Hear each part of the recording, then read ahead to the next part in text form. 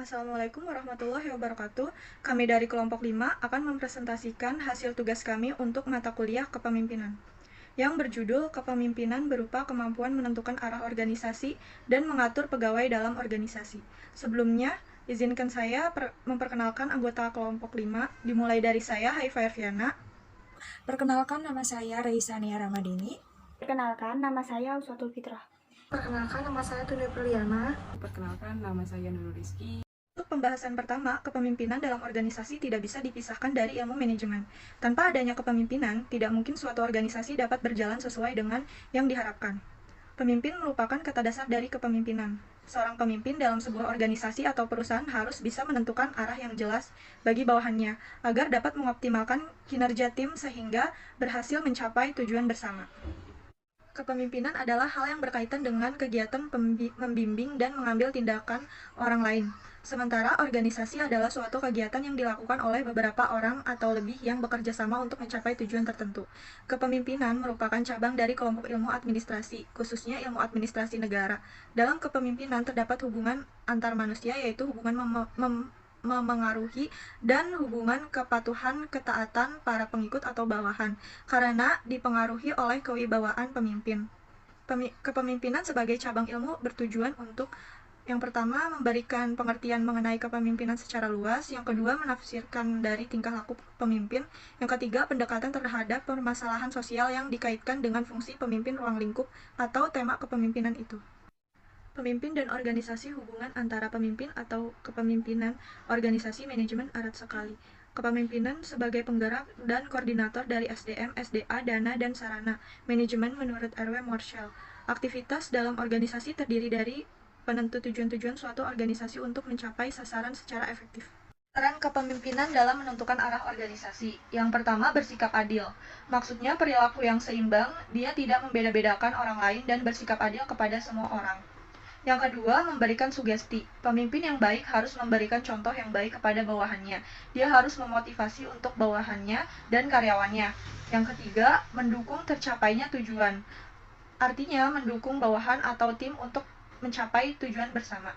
Yang keempat, pemimpin adalah katalisator. Maksudnya, mengambil sesuatu yang biasa dan mengubahnya menjadi luar biasa. Yang kelima, menciptakan rasa aman. Artinya, pemimpin akan terus memberikan pemikiran yang positif dan dia akan melakukan apapun sesuai kemampuannya tanpa ada rasa takut akan sebuah kegagalan. Yang keenam, sebagai wakil organisasi. Yang ketujuh, sumber inspirasi. Artinya pemimpin yang baik akan menebarkan aura positif bagi sekitarnya, maka akan menciptakan sumber inspirasi bagi bawahannya dan sekitarnya. Yang kedelapan, bersikap menghargai. Dengan sikap ini, bawahannya akan menghormati Anda sebagai pemimpin yang baik. Selanjutnya, saya di sini akan menjelaskan fungsi dari kepemimpinan. Kepemimpinan sendiri memiliki fungsi untuk menuntun, membimbing, memandu, menjalin hubungan komunikasi yang baik, membangun motivasi kerja, mengemudi organisasi, dan membawa para pengikutnya kepada sasaran yang ingin dituju sesuai dengan ketentuan, waktu, dan juga perencanaan. Biasanya kepemimpinan yang diterapkan oleh pemimpin ini sesuai dengan sifat pemimpin tersebut atau keadaan organisasi atau perusahaan tersebut, atau bisa juga perusahaan atau organisasi pemimpin ini bekerja. Kepemimpinan ini bukan hanya berpengaruh kepada seorang pemimpin, tetapi kepemimpinan ini juga sangat berpengaruh bagi para karyawannya. Karena kepemimpinan yang diterapkan oleh seorang pemimpin ini bisa menentukan arah tujuan organisasi tersebut. Kepemimpinan juga sangat berpengaruh untuk mengatur para pegawai yang ada di organisasi. Jadi, seorang pemimpin harus bisa bijaksana dalam menentukan kepemimpinan dalam organisasi tersebut. Kepemimpinan ini juga bisa mengidentifikasi dan merumuskan masalah atau hambatan yang ada di organisasi ini. Jadi dengan begitu pemimpin akan lebih mudah untuk menentukan arah organisasi tersebut akan dijalankan. Dari pengertian-pengertian tersebut, maka bisa dijelaskan kalau kepemimpinan ini sangat berpengaruh untuk menentukan arah tujuan. Jadi, tergantung bagaimana pemimpin tersebut menerapkannya di dalam organisasi itu. Di dalam sebuah organisasi, ada kalanya terjadi konflik yang ada di dalam organisasi tersebut.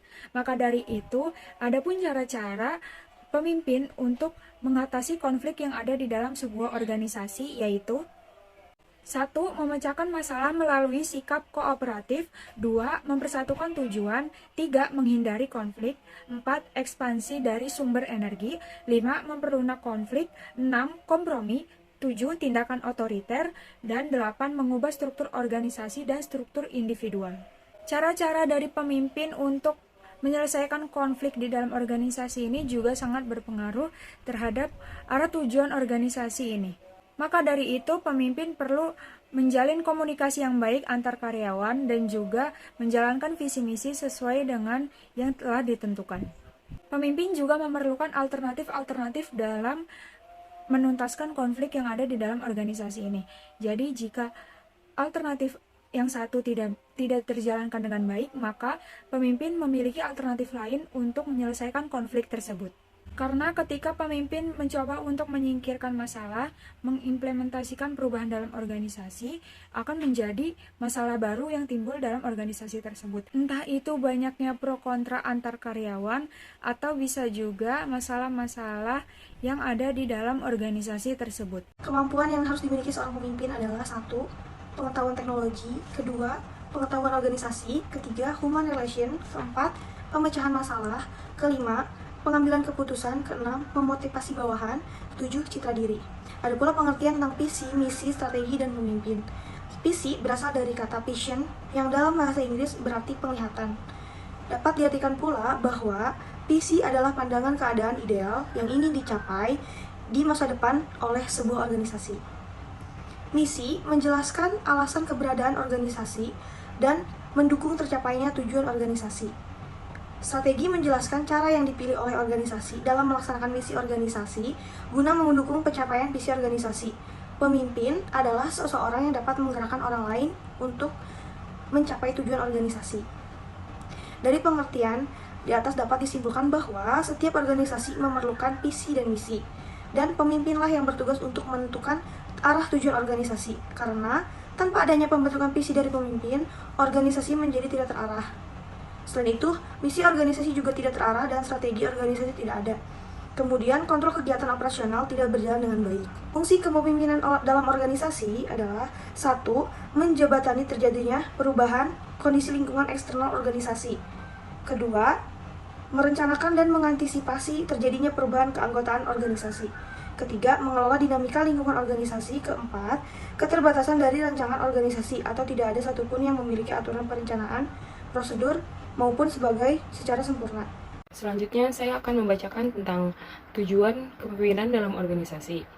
Tujuan kepemimpinan dalam organisasi itu ada 2. Yang pertama itu sebagai memotivasi orang lain, mampu membantu orang lain untuk mempertahankan, termotivasi, dan meningkatkan motivasi mereka dalam diri mereka sendiri.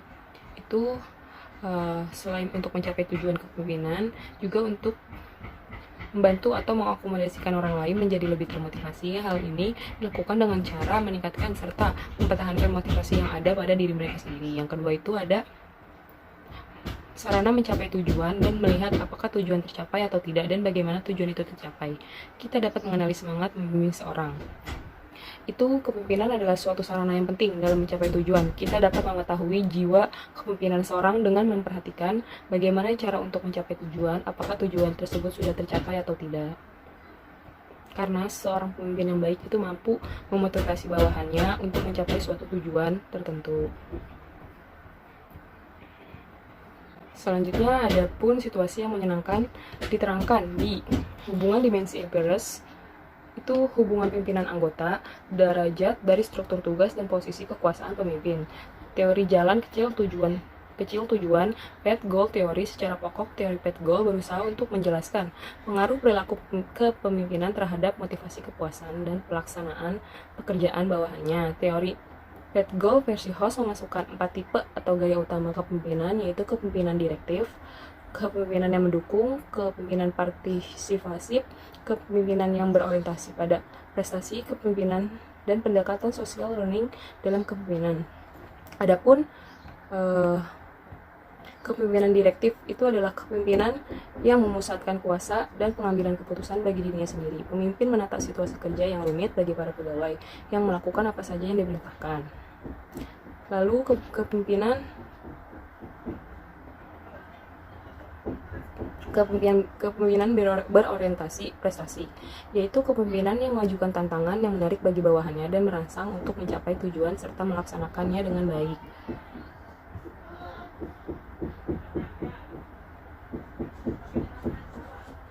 Contoh pendekatan ini adalah pemimpin lebih mengetahui dengan variabel-variabel mikro dan makro. Pemimpin bekerja sama dengan bawahannya, memimpin bersama-sama dengan bawahannya, menemukan cara-cara untuk mengatur dan menguatkan organisasi. Materi selanjutnya, gaya-gaya kepemimpinan organisasi dibagi menjadi 8. Yang pertama, gaya strategis. Gaya kepemimpinan strategis merupakan suatu gaya di mana tugas atau sebuah tujuan yang ingin dicapai dan adanya sebuah peluang untuk berkembang dari tugas yang telah ditetapkan. Manajer seperti ini akan berusaha memberikan kompensasi dan memastikan kondisi kerja tetap kondusif dan stabil untuk semuanya. Yang kedua, gaya kepemimpinan otoriter. Gaya kepemimpinan ini merupakan suatu kualikan dari kepemimpinan demokratis. Pemimpin dengan gaya ini ialah seorang pemimpin yang begitu absolut. Gaya dalam kepemimpinannya tercermin dalam bagaimana seorang pemimpin membuat keputusan tanpa memikirkan orang-orang yang dipengaruhi oleh pilihannya. Yang ketiga, gaya kepemimpinan transformasional. Seorang pemimpin dengan gaya transformasi selalu berusaha untuk bagaimana mengubah timnya menjadi lebih baik lagi. Perubahan ini dapat berubah sebuah keterampilan tambahan dan kemampuan untuk melakukan lebih banyak pekerjaan yang lebih cepat. Pertama, tim yang dipandu menerima pesanan dengan beban kerja yang standar dan tenggat waktu yang panjang untuk pekerjaan tersebut. Jika merasa bahwa tim dapat mulai mengerjakan target, seorang pemimpin tersebut mulai menetapkan waktu yang lebih cepat lagi. Yang keempat, gaya kepemimpinan transaksional. Pemimpin transaksional akan dihargai jika tim yang dipimpinnya berhasil bekerja dengan memuaskan dan sejalan dengan tujuan arahan. Seorang pemimpin dapat mempunyai sebuah karakter dalam kepemimpinan. Biasanya mempunyai suatu visi dan misi yang jelas dapat mempengaruhi orang lain dalam pekerjaan tujuan sebagai mencapai tujuan sebuah organisasi tersebut. Yang kelima, gaya kepemimpinan birokrasi. Jenis kepemimpinan ini yaitu aturan dalam menjalankan tugasnya dalam pengelolaan sekelompok orang. Direktur ini akan mengacu terhadap SOP dengan ketentuan yang masih berlaku. Jenis kepemimpinan ini tidak menyukai perubahan dan solusi sebagai penyelesaian suatu masalah. Pendekatan para pemimpin birokrasi pada umumnya bersifat konservatif dan sangat berhati-hati dalam pengambilan sebuah keputusan. Yang keenam, gaya kepemimpinan demokratis merupakan seorang pemimpin yang dapat memperhitungkan dalam masukan-masukan dari orang-orang yang telah dipimpinnya sebelum membuat suatu keputusan. Mengekspresikan suatu pendapat yakni dengan cara yang bebas. Dengan masukan, para pemimpin dapat mengidentifikasi sebuah masalah dari sudut yang berbeda, dapat mengidentifikasi masalah dan dapat menyelesaikan masalah yang real atau nyata. Yang ketujuh, gaya kepemimpinan karismatik. Pemimpin dengan gaya ini secara alami dapat menggeser periode atau tim mereka untuk mencapai suatu tujuan. Karisma seseorang pada umumnya muncul dari suatu lingkungan di mana ia tumbuh dan nilai-nilai sosial yang dianggapnya penting. Para pemimpin karismatik secara praktis dilahirkan sebagai seorang pemimpin. Sulit untuk mengubah seorang pemimpin dari gaya yang berbeda menjadi pemimpin yang karismatik. Yang ke-8, gaya kepemimpinan delegatif. Kepemimpinan delegatif merupakan sebuah gaya dalam kepemimpinan di mana terdapat seorang pemimpin yakni memberikan wewenang terhadap tim yang telah dipimpinnya dalam memenuhi tanggung jawab dan tugasnya. Cara memimpin timnya biasanya akan ditunjukkan oleh perusahaan pemula yang masih berkembang dan membangun budaya kerja yang sejalan dengan visi dan misi yang akan dibangun. Dari materi yang sudah kita bahas, dapat disimpulkan bahwa gaya kepemimpinan merupakan suatu cara pemimpin untuk mempengaruhi bawahannya, yang dinyatakan dalam bentuk pola tingkah laku atau kepribadian. Seorang pemimpin merupakan seseorang yang memiliki suatu program dan yang berperilaku secara bersama-sama dengan anggota-anggota kelompok dengan mempengaruhi cara atau gaya tertentu sehingga kepemimpinan mempunyai peranan sebagai kekuatan dinamik yang mendorong, memotivasi, dan mengkoordinasi perusahaan dan mencapai tujuan.